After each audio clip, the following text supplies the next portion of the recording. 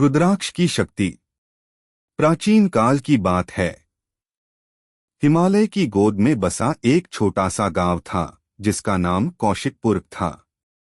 इस गांव में ऋषि अद्वैत नामक एक महान तपस्वी रहते थे।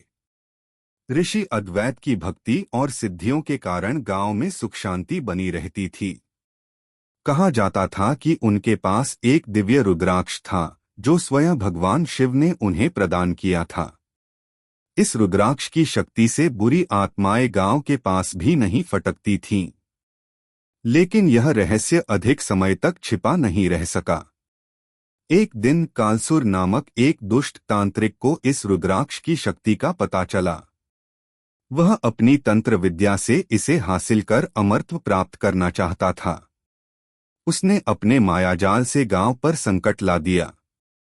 गांव में सूखा पड़ने लगा, फसलें मुरझा गईं और लोग बीमार पड़ने लगे। गांव वाले घबरा गए और ऋषि अद्वैत के पास पहुंचे।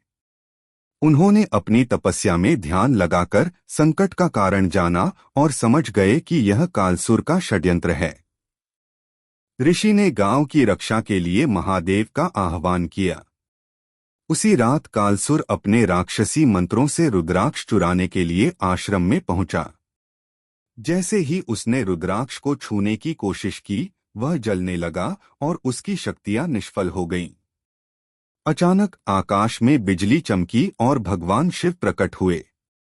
उन्होंने कहा, अधर्म के लिए शक्ति का उपयोग करने वाले का अंत निश्चित है। भगवान की दृष्टि पड़ते ही कालसुर धुएं में बदलकर नष्ट हो गया। गांव फिर से खुशहाल हो गया और ऋषि अद्वैत ने वह दिव्य रुद्राक्ष शिवलिंग के चरणों में समर्पित कर दिया। तब से कौशिकपुर में कोई भी बुरी शक्ति नहीं आ सकी और गांव महादेव की कृपा से सदा सुरक्षित रहा। हर हर महादेव।